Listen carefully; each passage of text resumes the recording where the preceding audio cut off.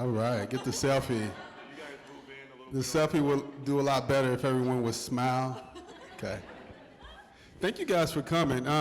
Before we tee this off, we are in the early part of March, which is Women's History Month. So I do want to acknowledge that and all of the beautiful women here.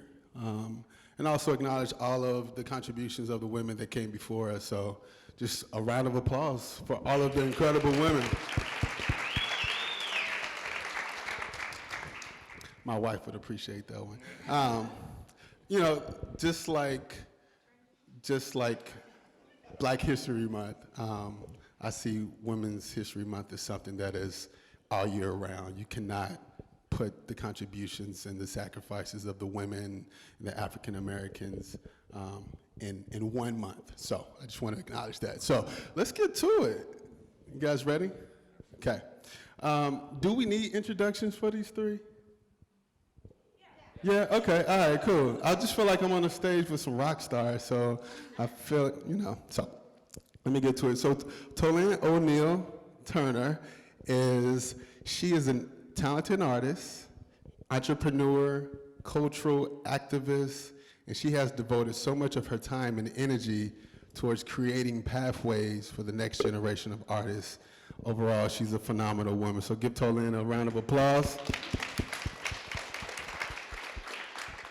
Next to me, we have the lovely Calconio Cullen. I was working on her first name. Everybody calls her Cal. She's another incredible artist.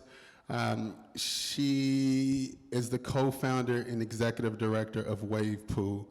And most importantly, she is building communities and ecosystems through her work. So let's give Cal a big round of applause. And last but not least, we have Damian Hoskins, and Damian is another talented artist. Damian is sharp as a tack. He's one of these individuals who uses his left brain and right brain with the work that he does as an artist, but also as an arts administrator. He too is also building artist ecosystems, and he's an advocate for artists in general. So let's give Damian a big round of applause. All right, so let's get to it. You know, before we talk about art and equity and why it's so important to our city, I felt like it'd be important for us to get to know these three.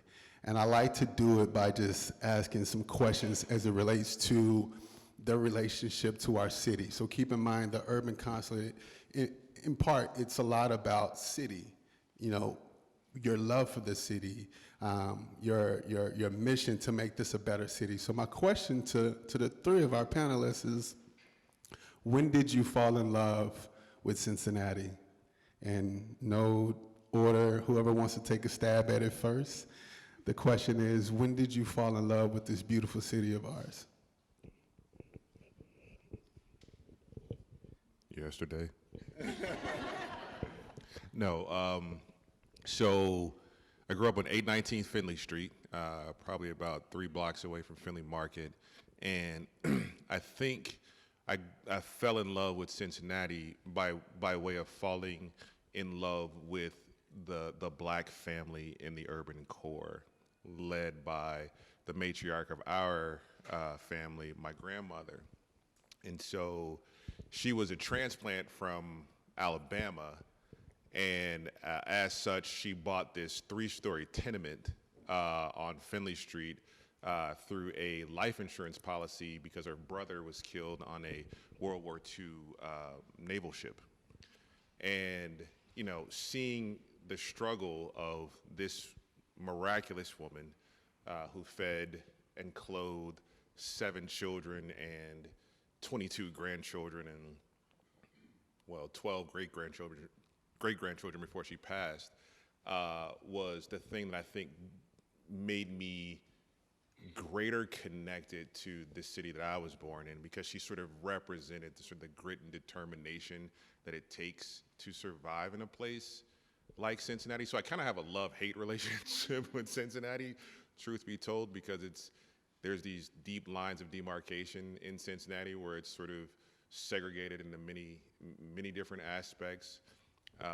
But she was able to traverse that through love and relationship, and that became a very integral part of how I engage, and that made me fall in love with the possibilities of Cincinnati. I fell in love with Cincinnati, well, probably every day, but twice, like that are poignant. Once when I left Cincinnati in 2009, because I just realized upon leaving how much I was leaving behind and what I was missing. But then even more so when I moved back to Cincinnati in 2014, there's a poem that my husband and I read to each other on our wedding day by Pablo Neruda, and in it he says, go where nothing is waiting and you will find everything waiting there. And I feel that way about Cincinnati because it was only upon leaving and coming back that I really realized everything is here. It's just about how you look at it, and it just has so much possibilities. Okay, being third, I can say, oh, I have his story and hers. But I think I really fell in love with Cincinnati when I came back from college. I actually went to Ohio State University, and I thought, I'm gonna live in Columbus, I'm gonna run the world from Columbus, Ohio, because it's such a great place, the Ohio State University. But I had to come home suddenly because of illness, and I really had this whole negative perception of what my life was gonna be in Cincinnati because I didn't choose to come back. And from that moment, I was actually tricked. I did a festival, the Juneteenth festival, and I was working at it, and this guy came up to me and said, hey, you want a part-time job at the Art Consortium? And I was like, I don't care. I don't want to be in Cincinnati. I'll do it. And from that moment, and I think I probably was 19, at that moment, I fell in love with not just the possibilities, but just the expansion of what you could do with the arts. I had this empty space with this phenomenal Black history exhibit about Cincinnati, stuff that I didn't know about Black Cincinnati. And I had this whole empty space in front of me, and I was like, this is so boring, I'm gonna hang some art on the wall. And from that moment, I turned myself into a curator, then I turned myself into an educator, then I turned myself into a historian. And so from that moment, I actually developed the person that I am today. And so from that moment was when Cincinnati became not just impactful, but actually guided my path on all the things that I've done over the last 20 years, so. You know, I think what I love about the three of you all is you have this story of leaving, right? Leaving Cincinnati, and Damian, I know you on a personal level, and I know that you spent some time in Baltimore.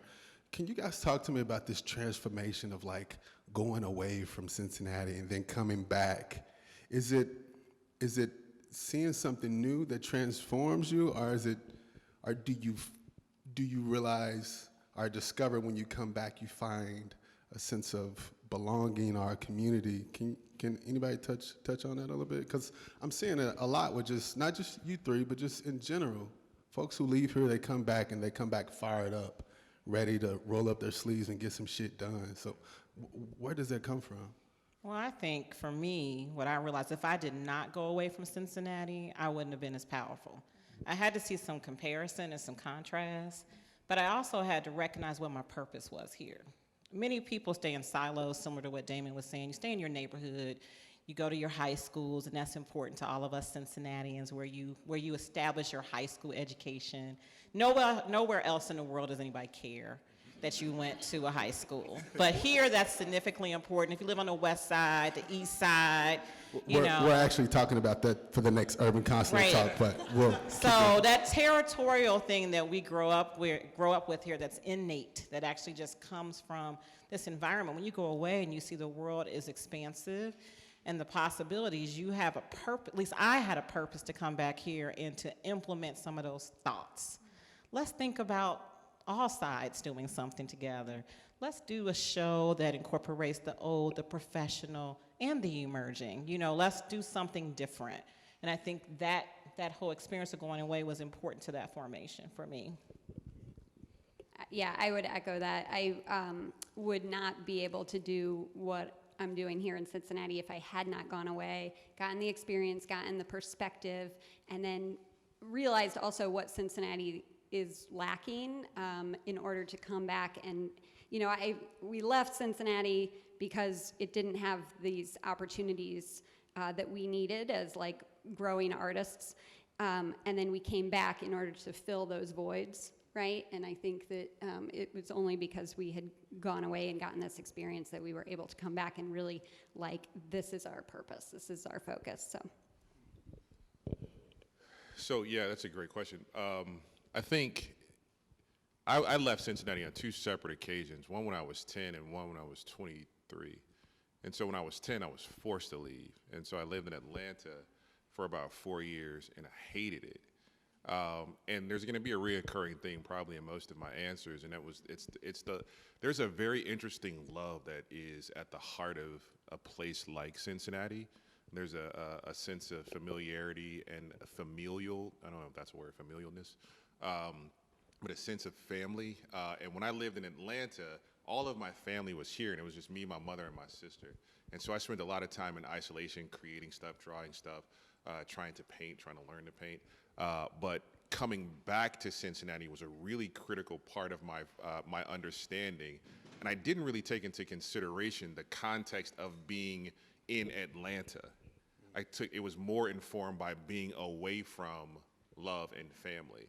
And then when I went to, intentionally left and went to Baltimore, Baltimore is a very interesting sort of dichotomous place, very paradoxical in the sense that it's very culturally rich, but at the time I was there, it was the murder capital of the United States of America. So it's a very strange paradox. Like, you can go out and see like these cultural festivals, but then you had to be very, very careful because the alley next to my apartment was where prostitutes and drug addicts hung out, and kids were stepping over dead bodies. But so it was a really interesting place, and it was, so close to DC, and so all of this opportunity for this eclecticism, but the love wasn't there for me, And so when I came back, I actually came back because I was expecting my first child. I wasn't. My then wife was expecting our first child. And so then we came back, it was because I needed to be around family. And that is something that is both, I think, less talked about as it relates to Cincinnati, but also interwoven into the fabric of the culture. And I feel like if that's more expressed, more so than these lines of demarcation, then there would be a much more intentionality about understanding the richness of Cincinnati. Yeah, I think that's great. So if we can kind of stay within the same theme of, our love for Cincinnati, talk to me about where's your heart in proximity to this place? Where's your heart? Where are you investing your time? It could even be where you live, but just talk to me about where's your heart as it relates to this city of ours? So if we're talking geographically, I mean, if anyone knows me, they know I am like on the corner of Rachel and Coleraine. That is my corner, and I put 90% of my time and energy into that, living there, working there, being there, and it's been like a remarkable thing to really invest everything, both like career and personal life, into that one place. Just like knowing all the neighbors, knowing like all the sex workers, knowing all the metal workers, knowing everybody, and feeling like that is really my home. So my life has kind of been in thirds. So my heart and my base is always the West End. No matter when we moved to Evanston, we claimed it, but the West End is still where I hung out and socialized and did most of my great work was in the West End. Evanston is very powerful to me because that was probably my teenage life, and I think that community gets slighted a lot for what it's worth and what empowerment that community gave to me as a young person. And then I would say I spend my life in Walnut Hills because I live there, I work there, but also I feel like I contribute to young people there at a different level.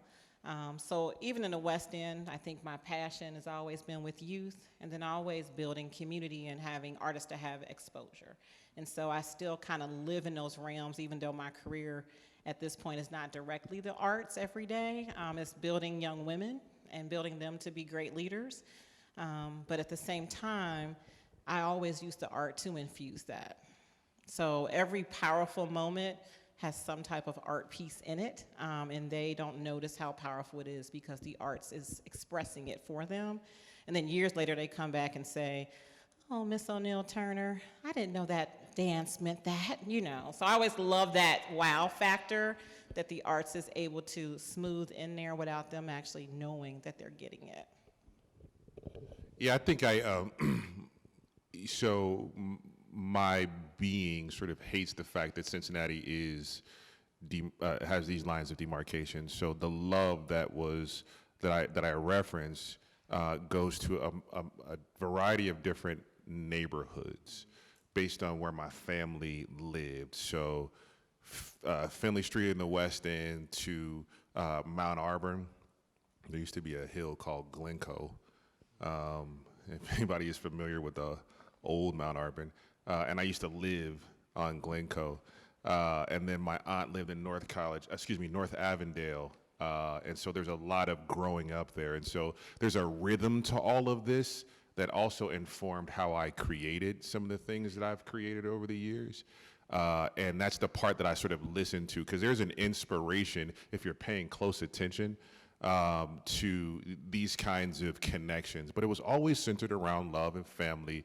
But I wanted to traverse those lines of demarcation, even though you were still in North Avondale, and there were sort of codes of conduct that, particularly if you're in an inner city and you're a young black male, there are codes of conduct. Like you knew when it was like the book that Ta-Nehisi Coates wrote, you knew when it was fighting weather and all that kind of stuff, right? So you had to be careful of certain things, but there was a rhythm, there was an understanding, there was a listening, there was a hearing and a feeling that began to inform how I painted.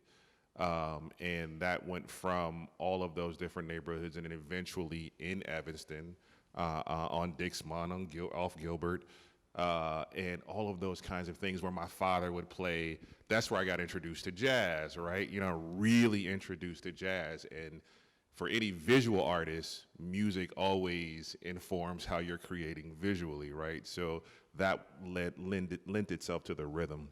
So it was really a whole bunch of different neighborhoods, but all the connective tissue was the love relationship and the rhythm of that love.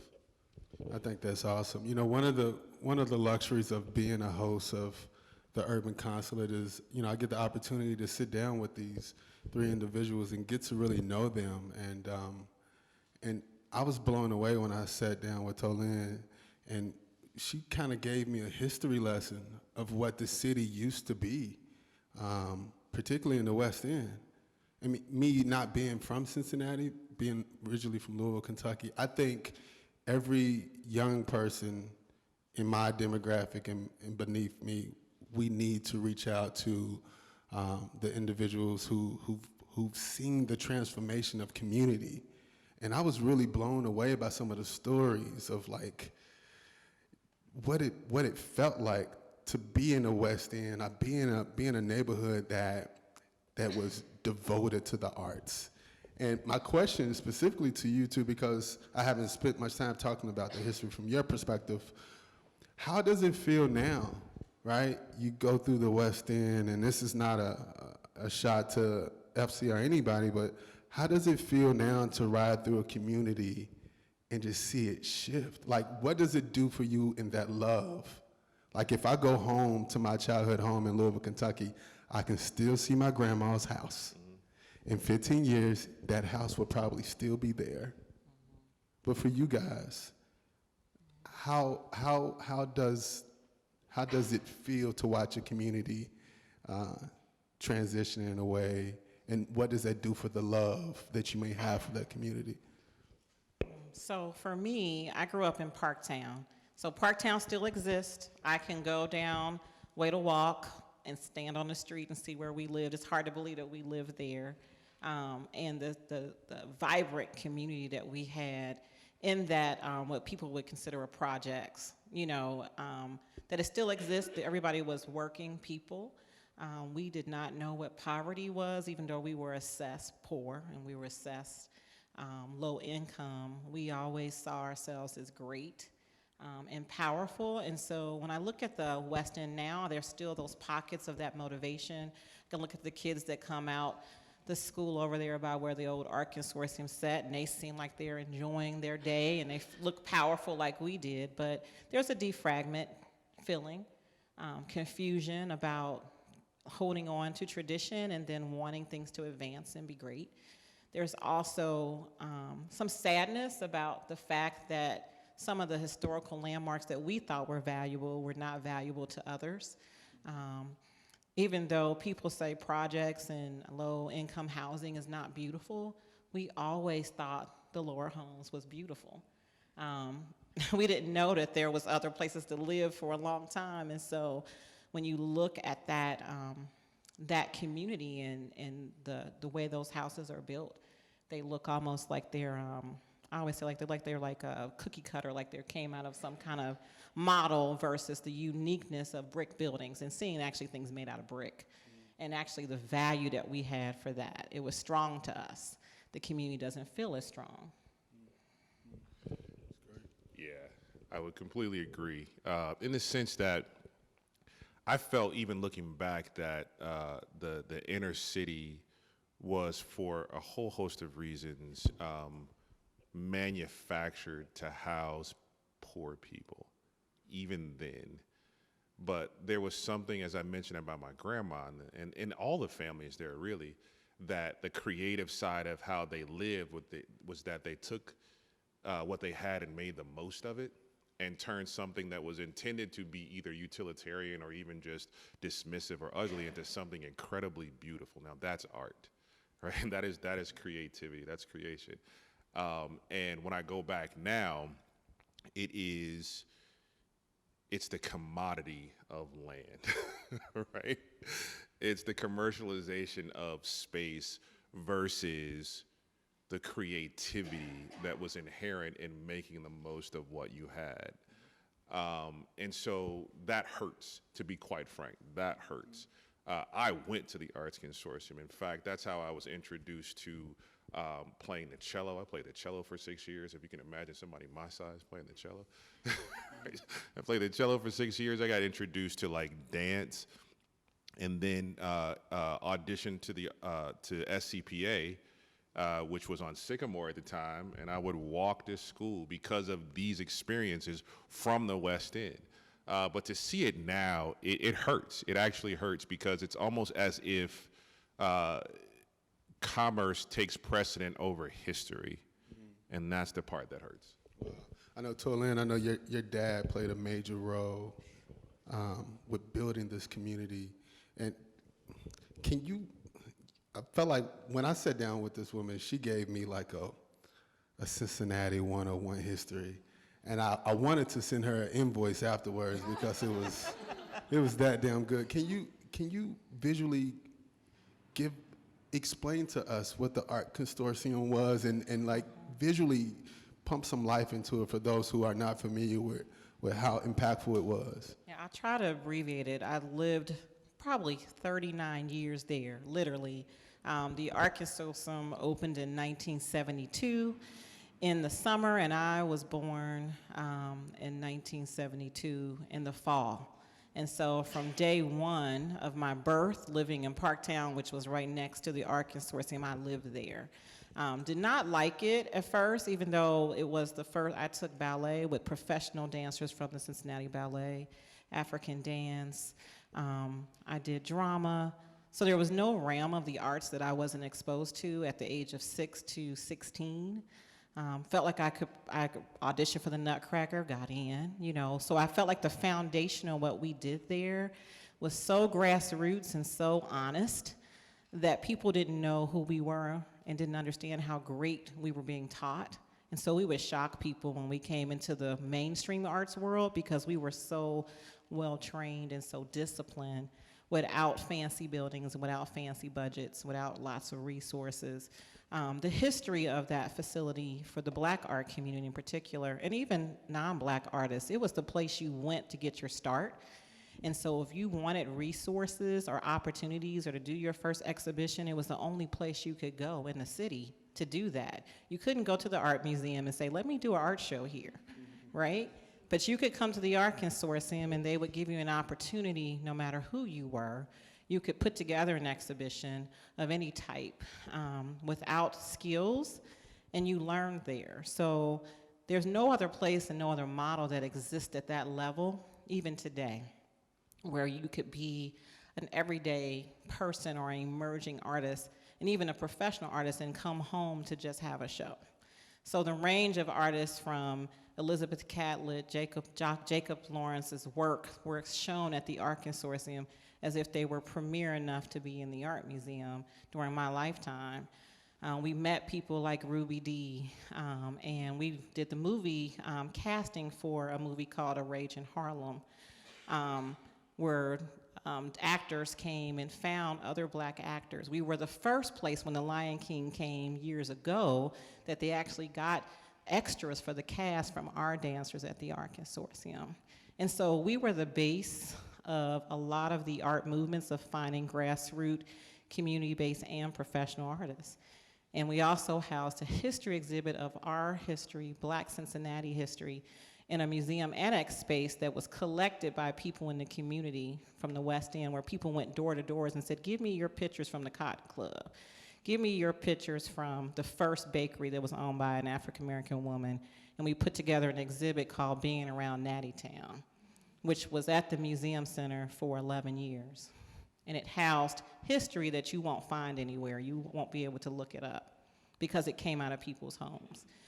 And so the wealth of that not only empowered those of us who came through that, but it also was a wake-up call that Cincinnati was built on the backs of African-American people, community people, people who were considered disenfranchised, made this city.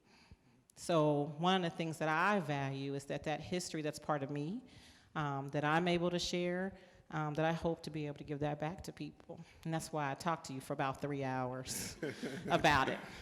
But I think that is one of the things that we're missing as a city, but also we're missing the opportunity to share those stories. Can I jump just really quick? Because I experienced the Arts Consortium, and this is what I mean about making the most of what you have. This wasn't an endowed building. It was at the end of a strip mall. An old cross at the end of a strip mall on Lynn Street, right? One section of a strip mall where all of what she just explained historically, the richness, was manufactured, developed, cultivated, nurtured in the end of a strip mall, right? Just think about the context of that, right?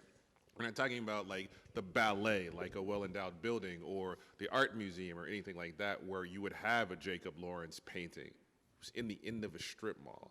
And not only did you have that, you had aspiring young African-American children, people who are disadvantaged, disenfranchised, and so on and so forth, who had exposure to that level of cultural richness that gave them aspirational thoughts about how their lives can be. That's the importance and the impact of something like that. Man, just listening to you two talk about it, I have a sense of pride, and I wish I could physically walk there and experience it, but unfortunately I can't. So I think, to your point, it raises awareness on how important it is to have physical space. So I want to talk to Cal a little bit, because if you guys aren't familiar with the work that she's doing at Wave Food in Mount Washington, Camp Washington, sorry, Camp Washington, got my camps mixed up. Camp Washington, it's incredible. It's incredible. We're sitting down and talking to her about how a community is shaping the work. For me, it was great to hear you talk about how the community is shaping the work, shaping the need and the direction on where the work should go. But also, it was interesting to hear how the term artist has been redefined for you. And I wanted you to talk about that because, you know, the traditional term for artist means you either paint, you do some musical, or some writing, but for you, you guys are shaping the way we define artists. And just talk a little bit about that. Yeah, sure. So for those of you that aren't familiar with Wavepool, our mission is pairing communities' needs with artists' sense of possibility. So the first step, and from day one, it's all about listening. And a lot of our art projects are about listening to our neighbors, being our neighbors, getting to know our neighbors, like really centering them and centering that community, and then responding to those needs and desires with contemporary art projects that that support artists and connect us all, right, to be a stronger community. So like my role as an artist, I was trained as a painter and got my MFA in painting, and have like really transitioned to seeing my art practice as administration and as curation, and just like connecting the dots. It's like social collage, right? Like like the idea that like making unique connections between like how can we turn all these perceived deficits in our community into assets. That's the art. That is the art practice. And so my role sometimes is doing that, and sometimes is training other people to do that, other artists, because I think artists have this like magical power to make something out of nothing, or like see opportunity where others don't. And Cincinnati, like as Toilynn was saying, is made out of from people that don't have a lot and are able to make do with very little, and that's something that artists do really well. And so I think like that's why we belong at the table, because we can do that, and we're not always supported for doing that, or like, you know, given our fair share at the end of the day. But I think like I'm hoping that that's changing, and we're being able to see what artists can bring to the table. Dustin, okay. Well, I think you guys are really shaping that community. You said something that really stood out to me. You said listening. And I think it's critical, whether you are advocating for a community of artists. Listen first. I think sometimes individuals in position of powers, some tend to think that they have the right idea, and they'll look at a community and they'll see the potential. It may have good intentions, but they may be missing a critical part, which is to listen. And I know for you guys, it really shaped the direction, not necessarily altered the mission, but just shaped the direction. And I want to talk to, open this up for everyone, and how critical it is to listen, because I see the three of you all as all advocates of other artists. So how important is it to listen to the artists individually, but also the community that is supporting those artists? Sorry. It's a critical component of producing anything, putting your finger on the pulse of the environment outside of yourself, right? As an artist, and I'm a visual artist, and I would imagine that this applies to, my daughter's a dancer, and so I see it manifest in her as well. And so there's a process that comes with creating. It's not just doing, right? There's something that precedes that, and that comes from this necessity of listening and pausing, and not assuming that you can prescribe a solution to a creative problem. It's a critical component, and I taught school for 13 years, and and one of the things that I found is that there's a connection about what I'm about to say, so follow me. Kids don't care how much you know until they know how much you care, and they won't know how much you care until you shut up and listen to them, right? And so the same thing applies to, as we're trying to develop this level of community with all aspects of individuals who have particular skills that may not necessarily be revenue generating skills or business related skills, but they're skills that can inform a better society a richer culture, and that can only be realized when we stop trying to prescribe and start having dialogue.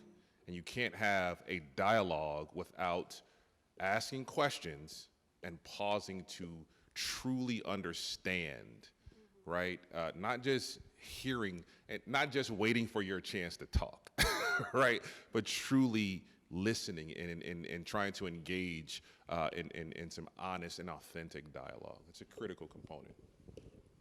So I'm going to take a little different twist with artists and listening. I think that historically, art has been able to move things and change mindsets that we take for granted. Art is neutral enough that anybody, any race, any gender, any ability can connect with. Where we tend to look at art as entertainment a lot more than we do of the moralistic code that art has in it that allows us all to come and be part of change, revolution, and growth. And so when I think about artists listening and listening to artists, if we would utilize artists as the tools that they do naturally, we could do a lot of impact in this city. At one time, that was some of the movement. My dad had an art center on Vine Street before there were art galleries on Vine Street. And that's where SNCC met. And SNCC was the group that did civil rights. They did the sit-ins. They did the Freedom Riders.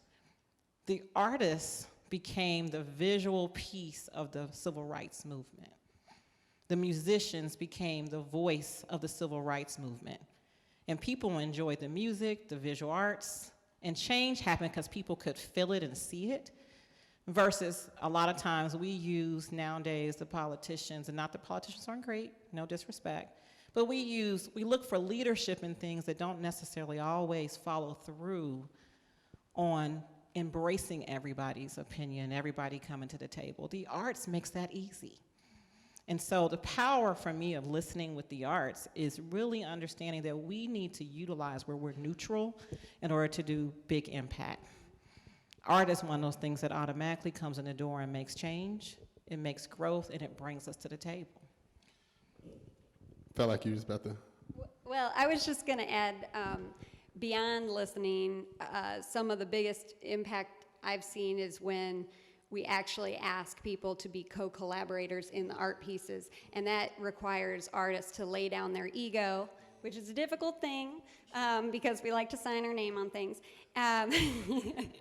But it's like a learning curve with when doing social practice works and doing socially engaged works that are for communities, that they be by the communities and that they take co-ownership of them. And so that's at least really important to me in the work that I'm doing.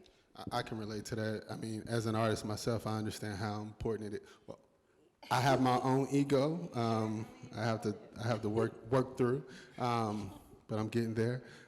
So I do understand how important that is. You know, one of the questions, Toilynn, you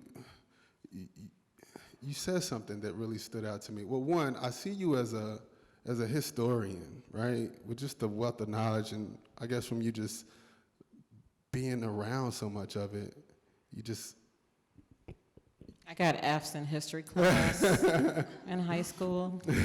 My question, though, is, you know, how important or how critical is it for the younger generation to be aware of the historical contributions and sacrifices of the artists who laid it down for us? You know, how important is it for us to understand that as we continue to shape our own community? What can we learn from that, and how important is it? So me and you talked a little bit about this gap. There's this gap of the generation of artists that really did legacy movement change in Cincinnati.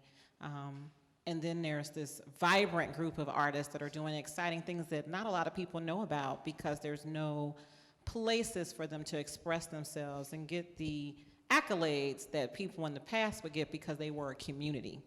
So I think what's super important about acknowledging the past and making sure that that history is theirs, because some of those steps that artists have done would really prevent you as an artist stepping in those wrong steps, because they laid a path that if you knew about it, with all the resources of technology and the methods in which we can do things a lot quicker today, I mean, you could be a bomb diggity artist, you right? I mean, but the reality of it is you don't know that history, you don't know the story. Everything is so quick now, and we think we're always reinventing something, and it's already been done centuries ago. So documenting that story, documenting that history, learning about those artists actually develops a sense of consciousness that can help elevate where you are. And that's why those of us who went to school for art, I went to school for art for A's. I figured if I went to college and majored in zoology, which I am not doing professionally now, but I minored in art, I could get a few A's to balance out those C minuses, and it worked.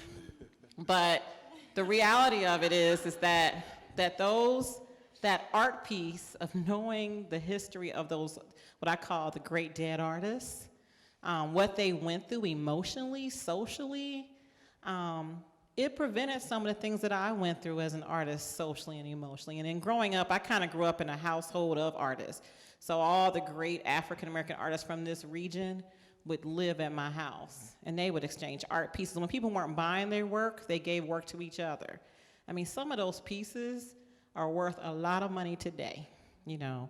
And they just did it because they were like, we ain't making no money, we just need to share, you know.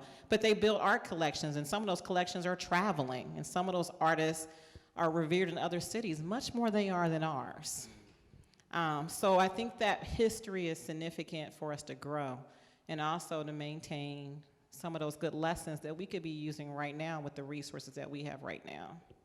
Thank you for sharing that. So this is a call of action to all of the young artists here in the audience. Please get to know this woman. She's incredible in terms of just giving you Cincinnati 101, knowing the history and the contribution. So it's a call of action for all of the creators in the room.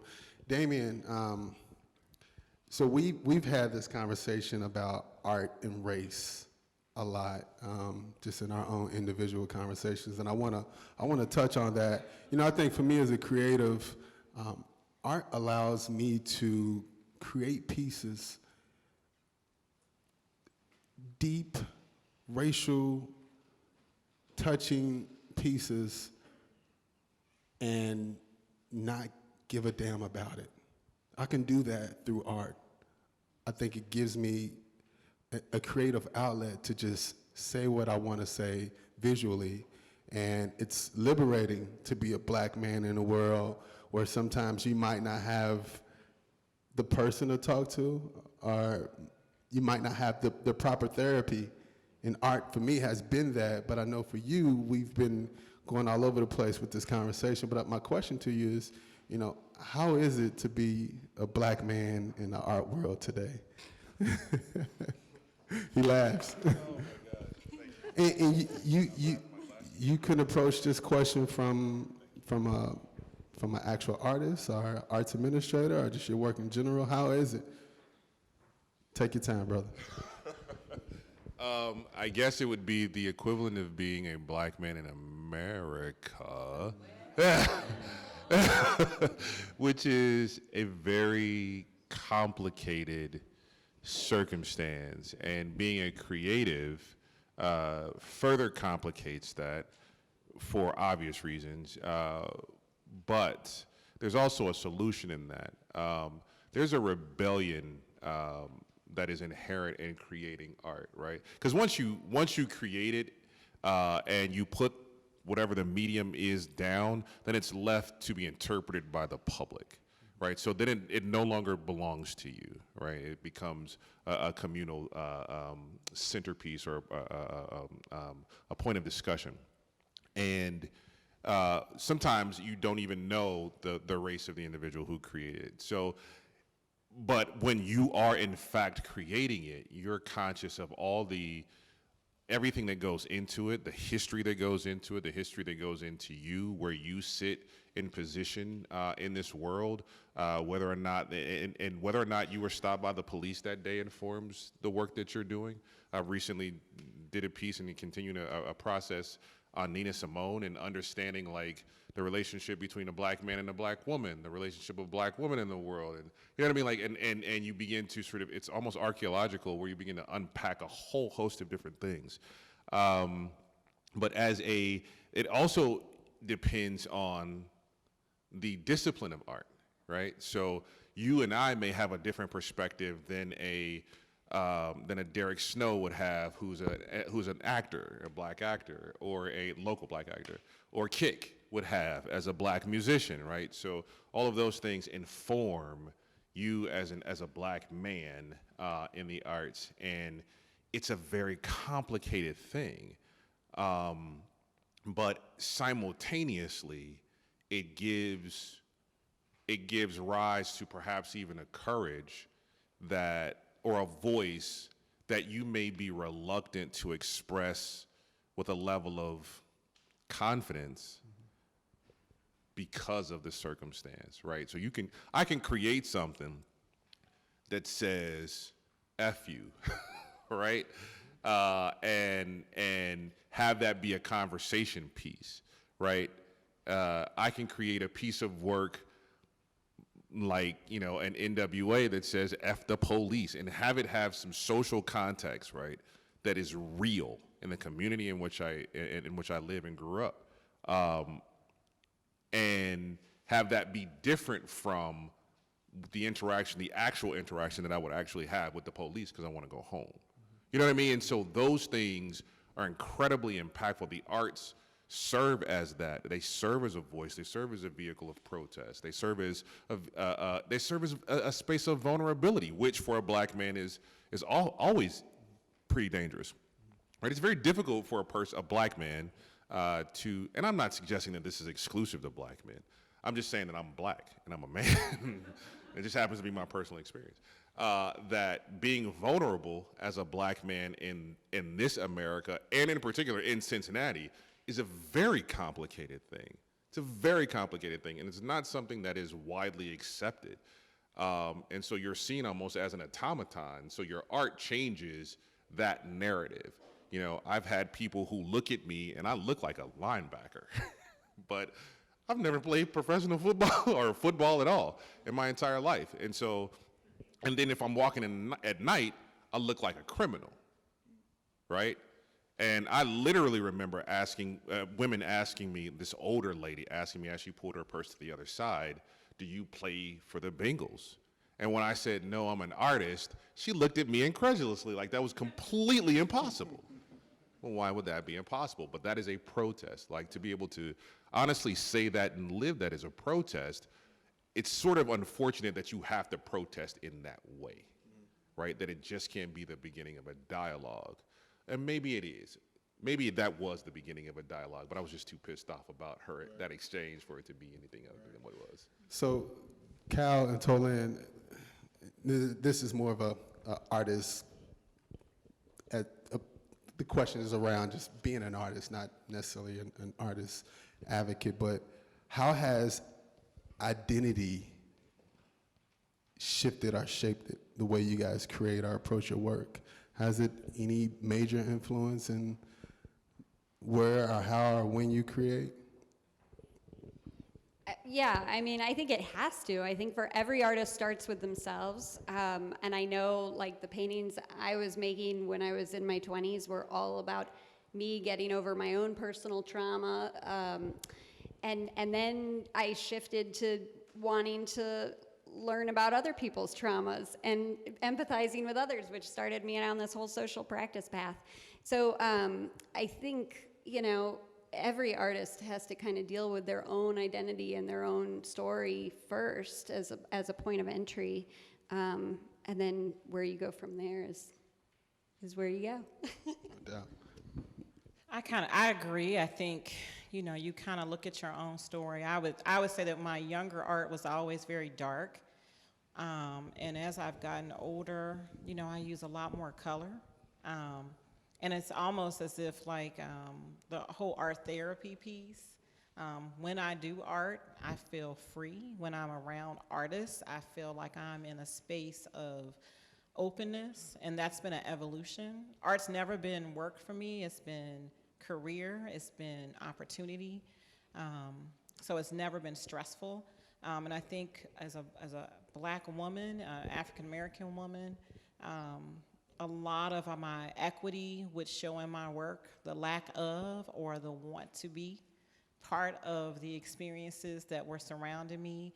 And also some of the earlier pieces when I did work, and mostly it was in college, I really dealt with a lot of the freedom. I remember my first job when I came back to Cincinnati, I did like a substitute teaching job at Performing Arts, like a sub, and I remember the kids were writing these papers about their perfect life, and a lot of it was like, I was just kind of overreading them. I only was there for like a week, and I remember reading the papers, and I was like, oh, this stuff is all negative. It reminds me of myself. They were talking about, so I was like, can we change the narrative and talk about what a perfect world would be like without your trauma, without your baggage? I think I used baggage. I just used trauma because you just said it, but without your baggage. If you had a life without your baggage, what would that look like? And some of the best creative writing I've ever seen, I don't know where those kids are. I'm dating myself. They're probably like 30 and married, all that kind of stuff. But whatever the case is, they wrote some wonderful things. So for me, I think my own work, anything I've done has been trying to see the other side, and so I bring that identity in my work, that there's a lot of things that you could do and see negatively, but in art, I don't see it negative, so I've always tried to do the opposite. That's great. So the topic of the conversation initially was why is it important for artists to be at the table, right? So that's the general question. Before I ask that question, I do want to ask you guys, at this point in your career, do you feel like you've made it at the table, or you've carved out a seat at the table? Talk about that if you can. I think it depends on what table you're talking about. Yeah, I think I have some seats at some tables, and I feel pretty good about that. It's taken me a while. Yeah. I would say I've created my own tables. I think there's some tables that I do deserve to be at. I think there's some tables that would be better tables if I was sitting with them with the conversations. There would be some easier things that could be done. But I do feel like I've siloed my tables for my own protection, but also for growth, meaning that I've had to pull myself out of groups and out of tables in order to secure the history and the legacies that need to happen, and make sure it's done through the voices of people it needs to happen through. So, but definitely no, there's some tables that definitely need me at them. I walked away from the table, and that's very recent, as a matter of fact. And it was, so my perspective about the necessity to be at the table changed drastically when I saw what that meant, the sacrifice that was required for being at that table. And it was too high a price to pay for me personally. And so it was important for me to walk away from the table, but at the same time realizing that as artisans, you never really have to be at somebody else's table because you're a craftsman. You can make your own damn table. You can build it, right? You never have to ask for crumbs because you're artisans. You probably cook better than the people who, you know what I'm saying, who's leaving the crumbs. So that has been my perspective, but it has been a recent epiphany. Prior to that, I thought it was really, really important to be at the table with people who had sort of this finite approach to solving these problems or engaging in this way, where most artists approach life from an infinite perspective, right? It's not wins and losses, right, for artists. It's how do you continue the legacy, the conversation? How do you promote and propagate this creative notion? But the tables were finite tables, and I felt completely uncomfortable. It was too high a price to pay, so I just walked away from it. Yeah, I love this question because based on how you see the table is how you respond to the question. So it's pretty open in a sense. Like for me, when we thought about the question, I initially thought of inclusion, right? Just where I was at that moment. But also just from talking to Cal, I thought about it from a different perspective, and the table could be collaborative, You know, how am I shutting myself off from other creatives, and how could we, you know, co-create? So let's dig a little deeper into why is it important for creatives and artists to be at a table, to get out of their head, their space, and open themselves up to the world outside of them. Yeah, I would say this almost even contradicts my original statement, but it doesn't. So perspective from a variety of different or diverse voices makes any table richer, makes any dialogue that much more meaningful. So it's important to be at tables. It's just not important to be beholden to an agenda that doesn't match your purpose, right? Match your agenda. And again, I feel like that what's for artists, that is somewhat infinite based. However, and this is a caveat to that, if we are not if we don't have a seat or force ourselves in a place where a lot of these decisions are made, then life will happen to us, right? And then we don't have the voice to inform, the decisions that are ultimately going to affect us. So this is again where Cal mentioned before, you have to lay your ego aside, and even your hurt feelings aside, and make sure that your voice is being heard, so that you can help create and craft whatever that agenda is going to be. That's a critical component. For me, it's just happening iteratively, because I had to walk away first to get perspective and get a very clear understanding of what was at stake. Because sometimes the reality is, it's not what you get from a circumstance, it's what you pay for it that you really have to understand. And you have to be, if you're gonna pay that price, you gotta be willing to pay that price. If not, gain perspective first, right? And then make sure that you're able to come back and inform the circumstance that it's not just gonna help you, but artists and others who may not have the same seat. And I would say, as a creative person, when you join tables or you go to different organizations and part of things, if you don't know what you bring to that, how you can contribute to that, it almost becomes a waste. No matter what the table is and how grand it seems, if you come with nothing and you're just observing the table, it's a waste of your time. And you start to lose part of your creativity, at least from my perspective. Because I've been part of tables. I've probably been on, I say boards to mirror tables, right? Decision-making groups of people, and I've been on those type of organizations where I sat and had to observe because I didn't fit, my creativity didn't fit there. I know what my gifts are and I know what I bring to tables, and so I search for those tables where I can feel useful. I can also be fulfilled as a person. And then sometimes there's gain.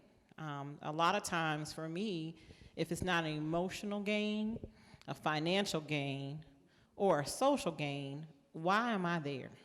It needs to be one of those. And a lot of times the emotional one, I agree with Damon, is much more important sometimes than the financial or social. So to me, it's powerful to figure out what you are going to bring to the different tables that you're trying to get part of. And if you don't have anything to bring to those tables, insight, creativity, wisdom, why do you want to be part of them anyway? I think that's a perfect point.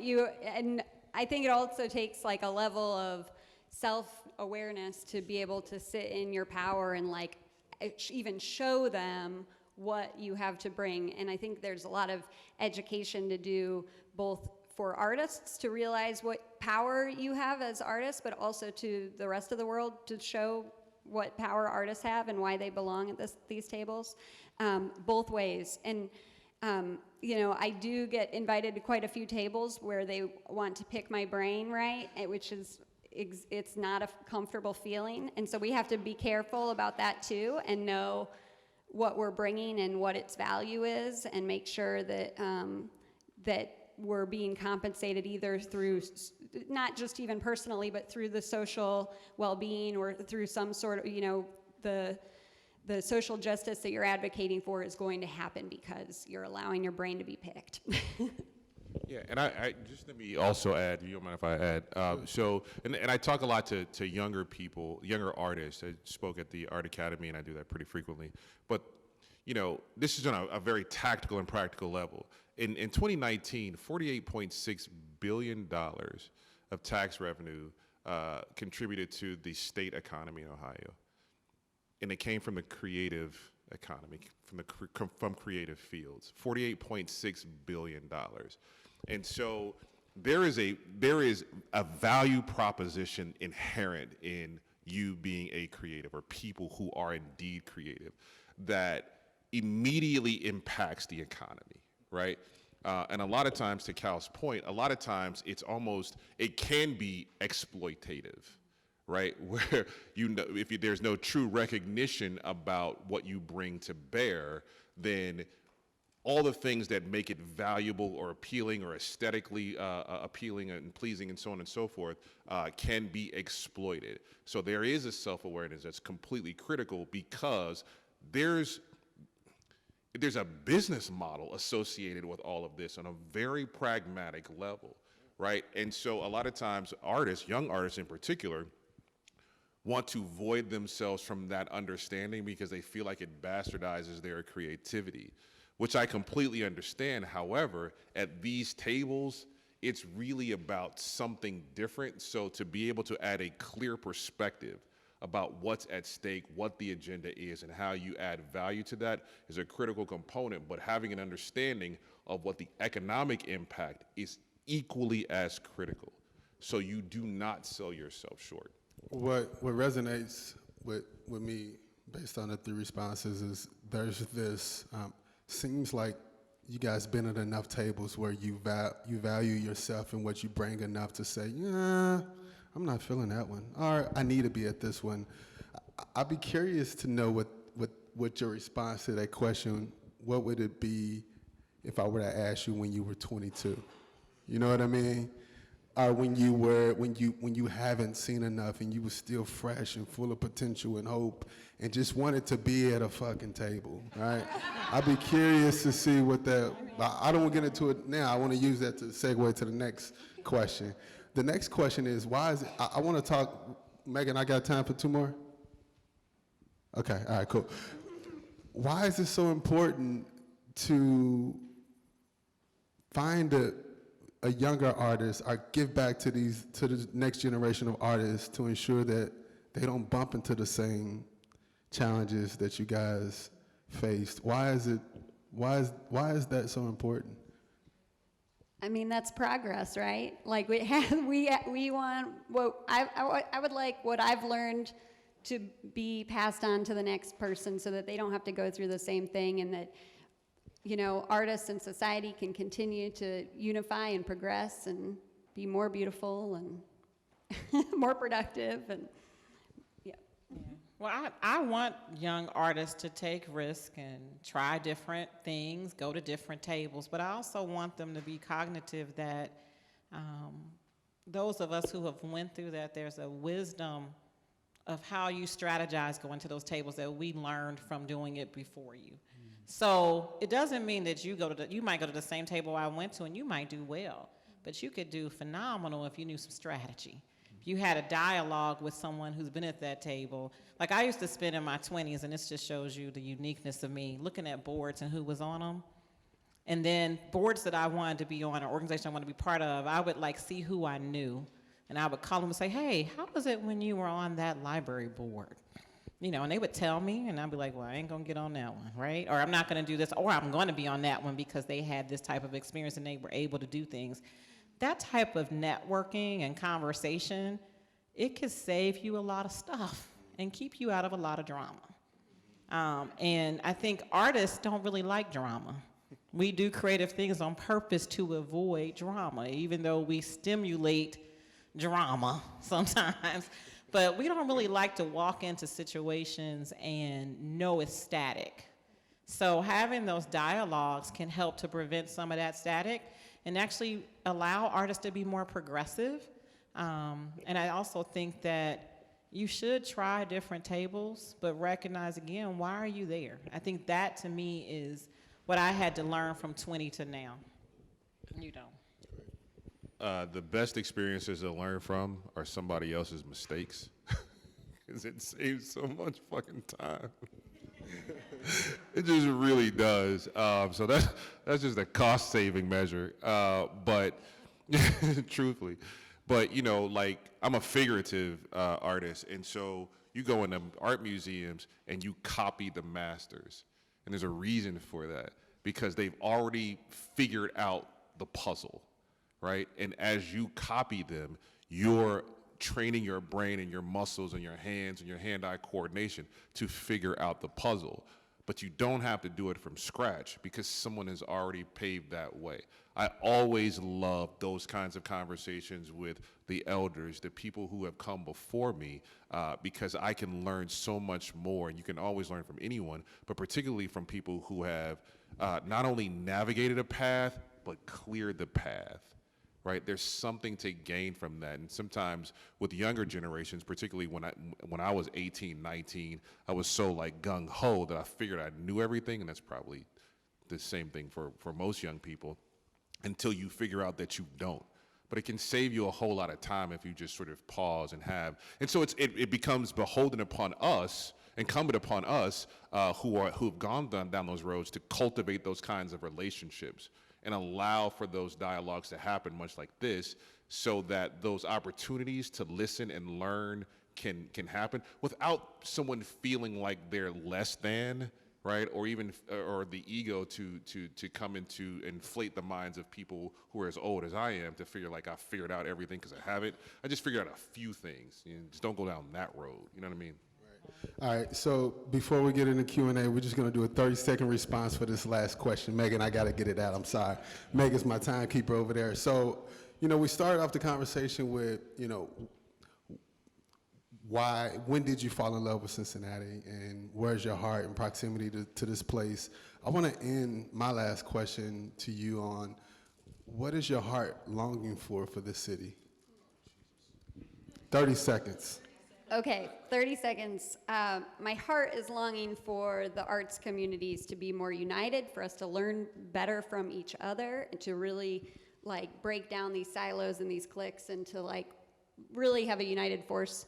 My head wants a % for art tax to pay the artists for all the progress that's happening. Yes. Right. Yeah, I would say equity, a genuine appreciation for culture that actually has dollar amounts attached to it, and also a celebration of history that includes more than just the history we already know. I'm a graphic designer as well and do branding, so for Cincinnati to be rebranded, completely rebranded, which ultimately means then the value proposition of Cincinnati has to be reconfigured so that there's brand authenticity and brand equity can be established based on true experiences and not tainted historical trauma. Wow. Wow, thank you. So we're gonna get into some Q&A, but that was heavy. We do Q&A slightly different here at the Urban Consulate. We ask our panelists to come up with a question to the audience. So in no order, I want, if you guys have a question you want to ask the audience, and then I'll come around with the microphone and let you guys respond by show of hands, whoever want to tackle it first. So any questions you guys want to ask the audience? I'm open to any questions the audience would like to ask me. All right, y'all. Okay, cool. All right, we'll switch it back. So let's do Q&A. I can't do that. All right, cool. You did. That was a lot. Q&A. Monday. We have a question in the back. All right, I'm gonna bring the mic. All right. Hi. Great conversation. One thing that I've been struggling with or thinking about, philosophizing about for the last couple years is the concept that everything in the world is love or fear.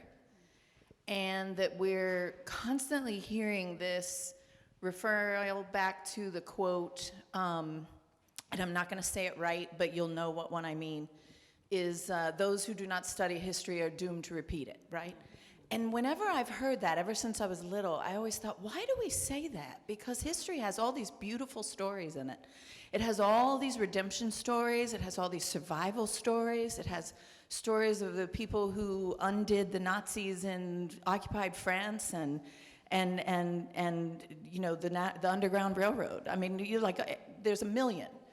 So my question to you is, as artists, is it more powerful for us to tell stories of overcoming fear, or is it more powerful to tell stories about just loving ways and that value, or both? You know, I'm open to whatever, but that's what I've been chewing on. Yeah, I would think you would want to combine the word doomed to repeat and blessed to repeat. Quite frankly, because you can't,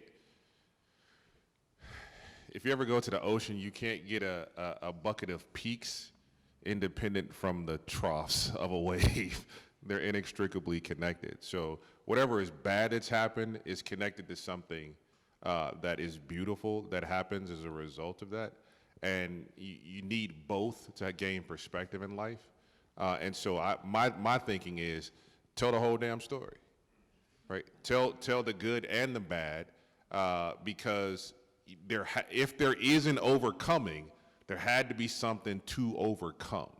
And there's value in both of those stories. I prefer that there weren't that much to overcome, but the reality is that it is what it is. And so, particularly for the generation that's coming up, you know, we can prevent a lot of things, as Toilynn had mentioned, like through having these historical conversations. We can change a lot of that narrative, but you can't sugarcoat it. You can't sugarcoat it because everybody doesn't have good intentions. And I would say, you brought up the Holocaust Center, and I do a lot of work with them, and I love that they tell the story of the survivor. They don't come at it from the approach of the downtrodden experience of the Jewish people. But that survivor story, you had to survive something, right? And so the fact that they're able to embrace the good and the empowerment, but also the struggle, is a different context of looking at it, but I think it's important. There was a play at the Freedom Center called Annie and Emmett Till, done by the Cincinnati Black Theater Company. It ran all last week. And the line that stuck in there was that Emmett Till, if you know him historically, he was an African-American young man that was killed for whistling at a white woman in the South. And then Anne Frank's story of her journey through living in the attic before her family was taken. And Emmett Till said this thing, his character said, "You want me to forget my history, but you want me to remember yours."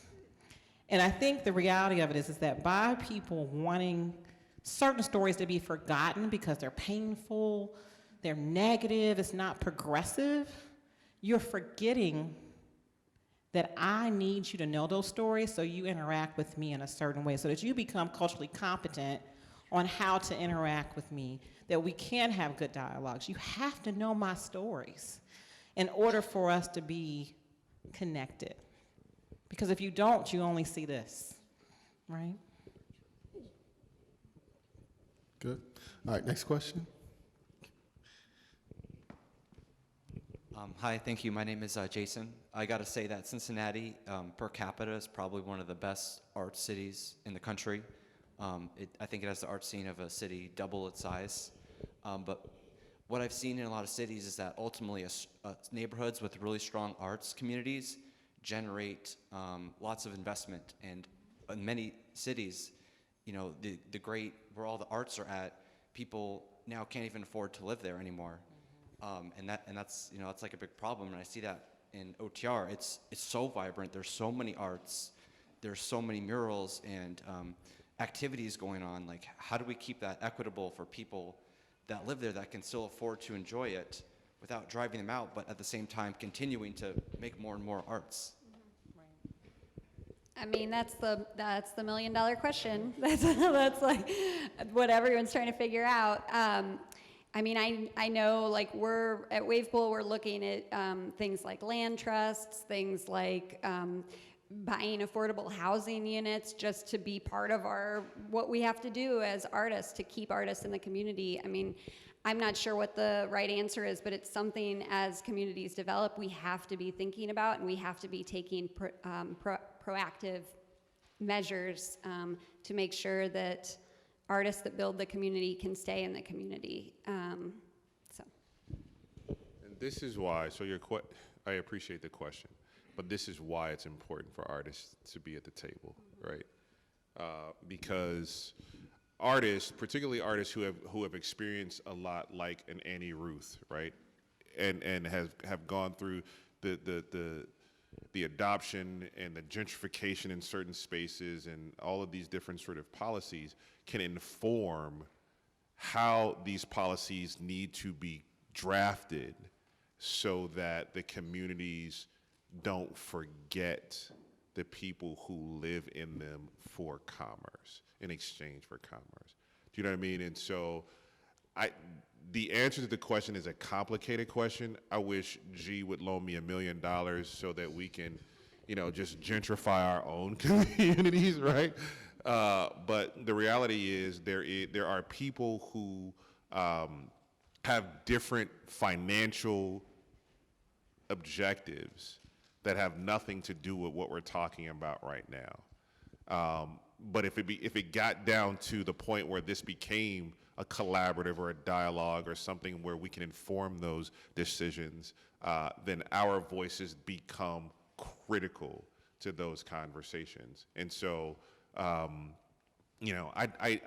it's a great question. It's just a very difficult question because most artists aren't necessarily financially minded, right? And so we don't have the same kind of understanding about what it means to redline a community or, you know what I mean? Or build an economic base in a community is solely for profit. That's not our perspective. But then we'll be brought in at the back end to paint murals, right?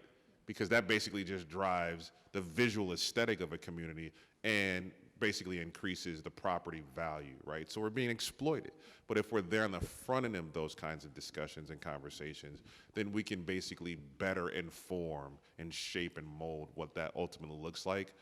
But historically, even if you look at it right now, it's still not a silver bullet, right? It's still not solving the problem.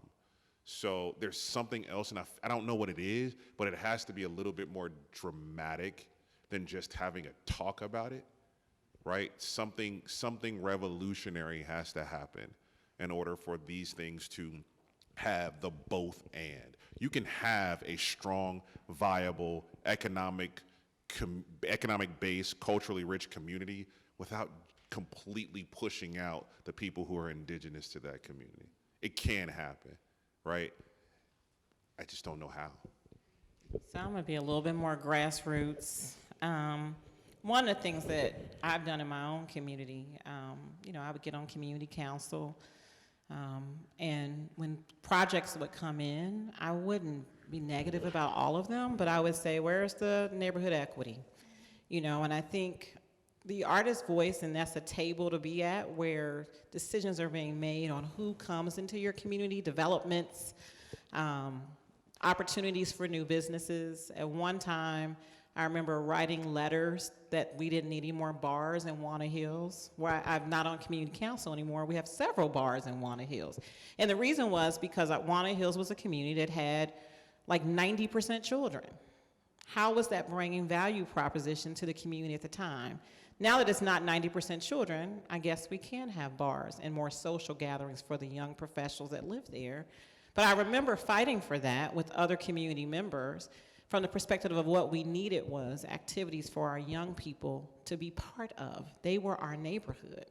And so I look at it that every once in a while, an artist has to step into the realm of being a voice at the tables of decisions in their neighborhoods. And having that voice to be part of committees that, I know like myself as a creative person, I do get tired of meetings and discussions, but votes count.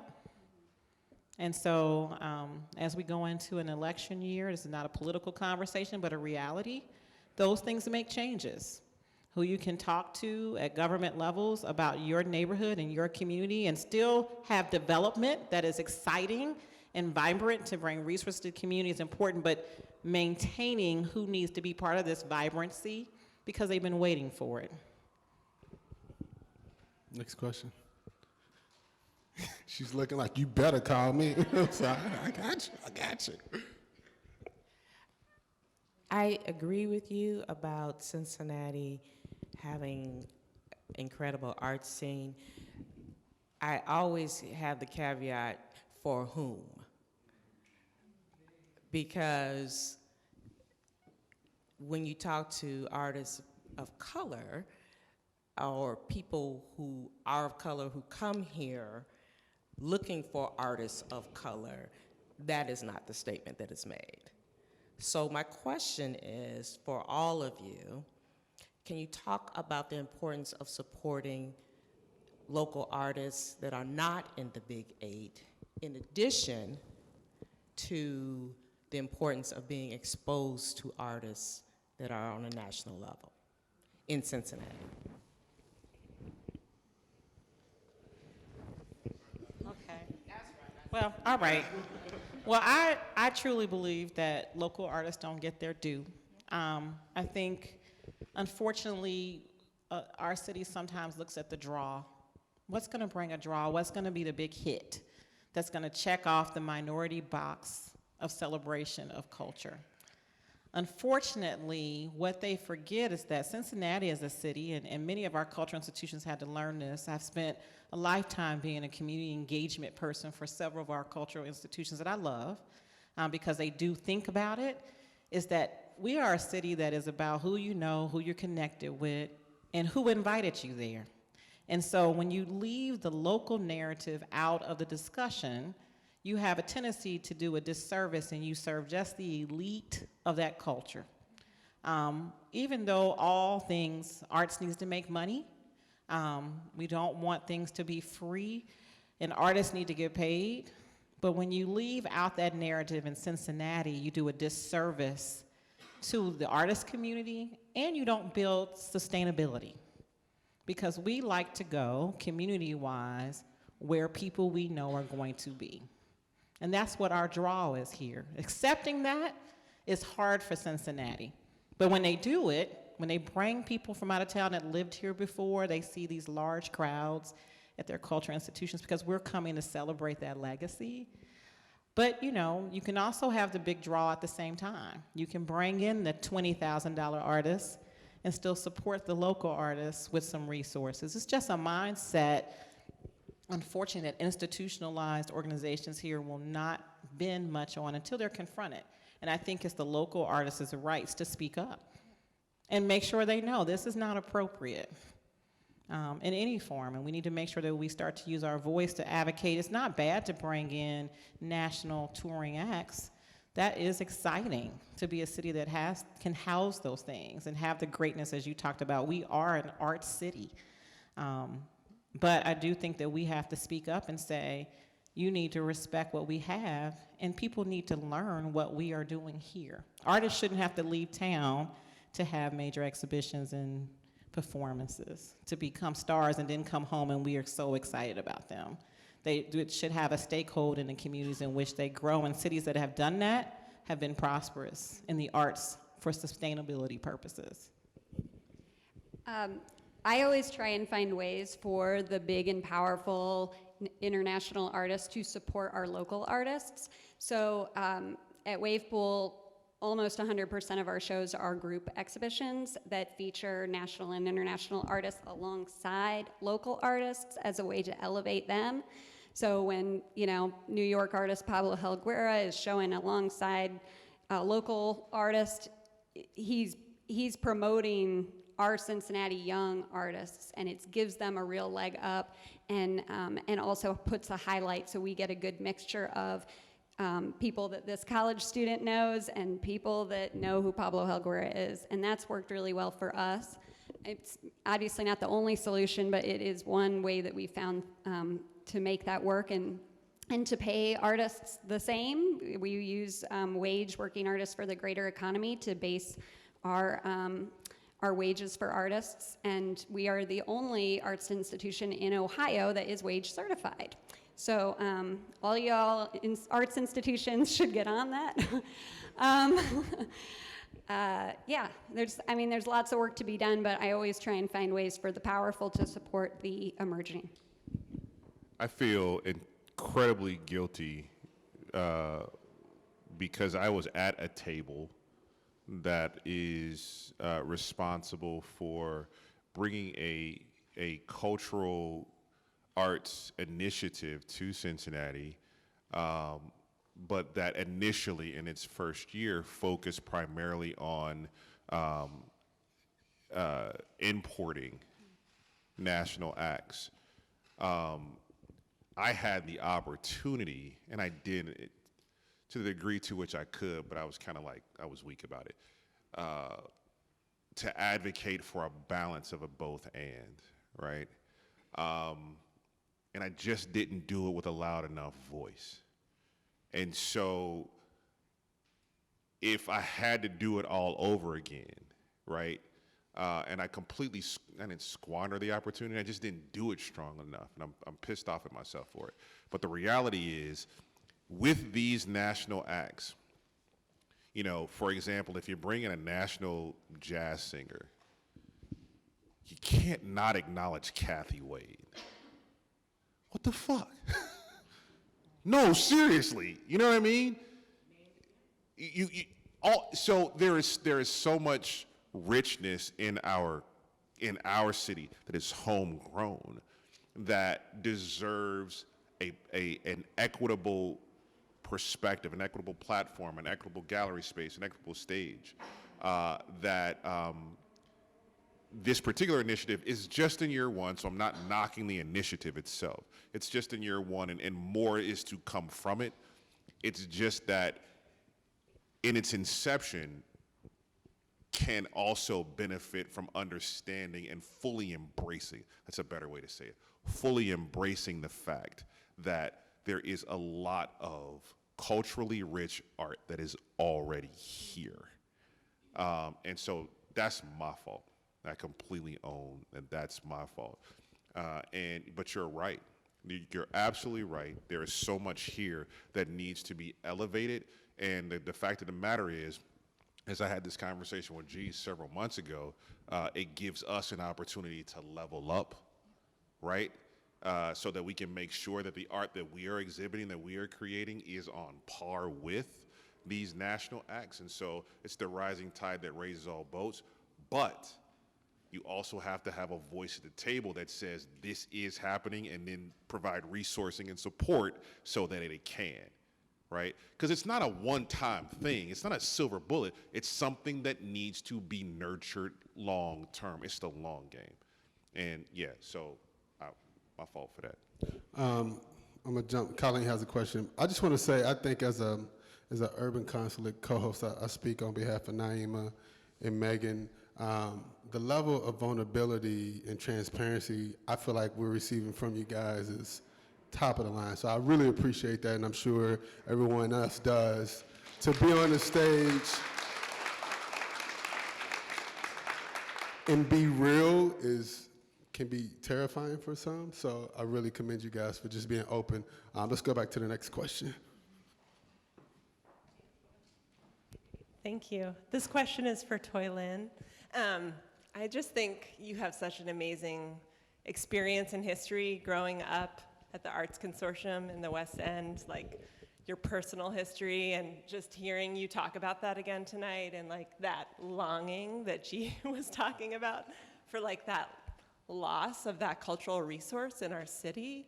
I just connect to that, and I guess I would just, you were talking about how there are a lot of artists who don't have opportunities today.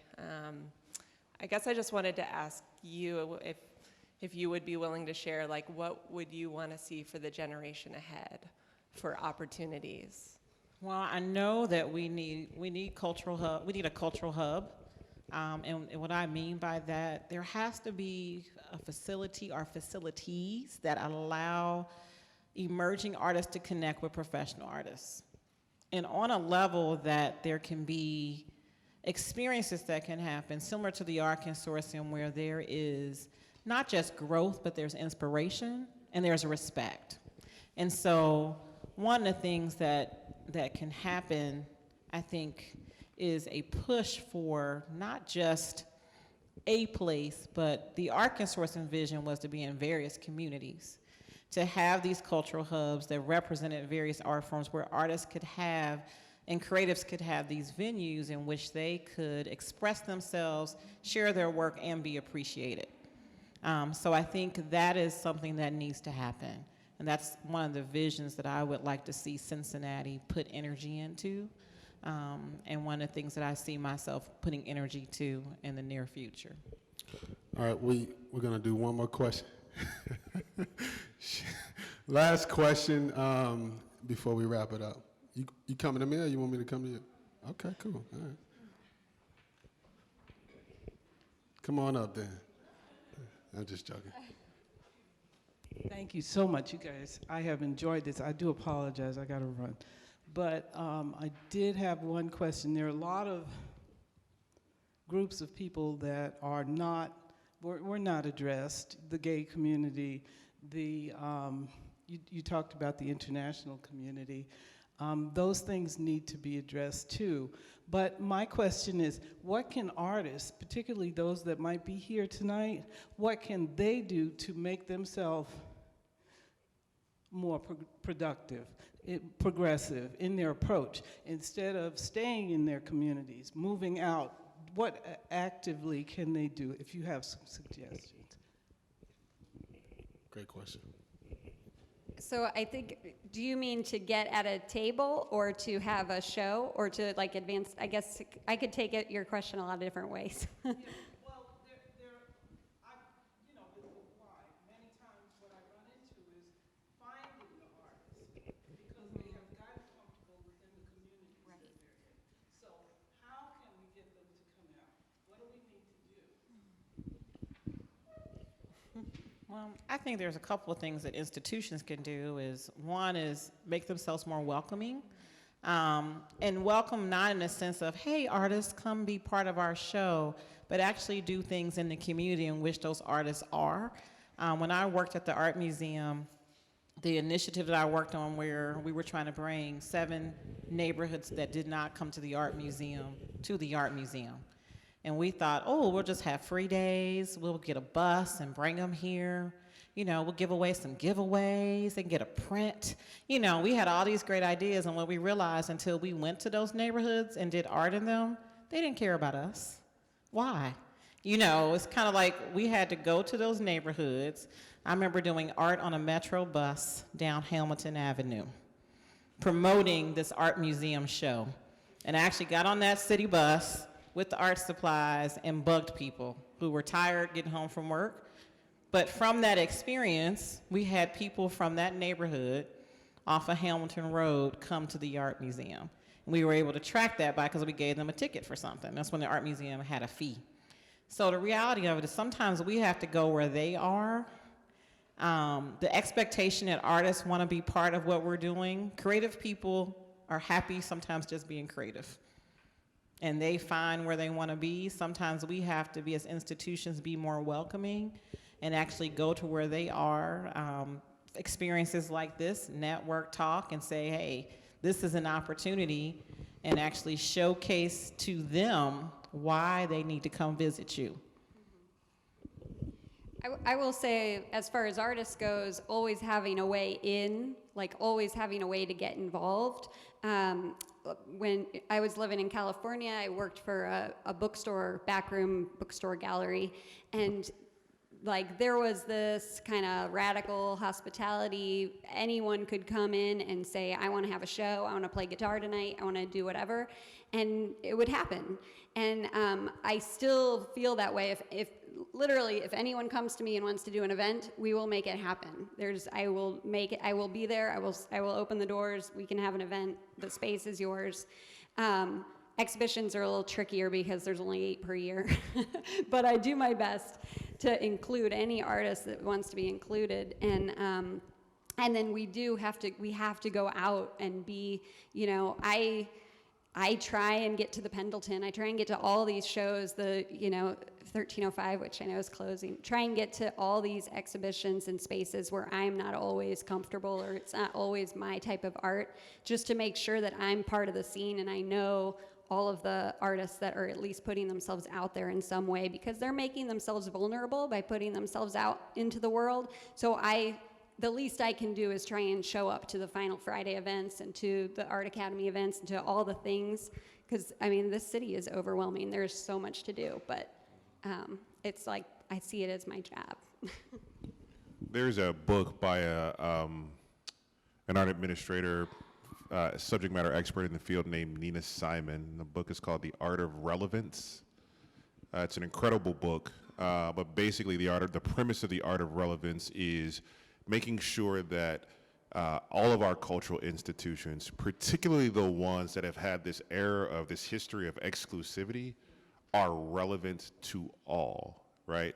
And so there's an intentionality about reframing the missions of these organizations to be completely inclusive and equitable, but not just in the cliche sense because they're buzzwords, but making them relevant, making sure that the people who are docents and curators and patrons and fill all of the roles of the ecosystem in these legacy organizations feel that this is a part of their lives, right? Particularly those who are creating the work. But that then becomes a function of changing how we do business as the art community, right?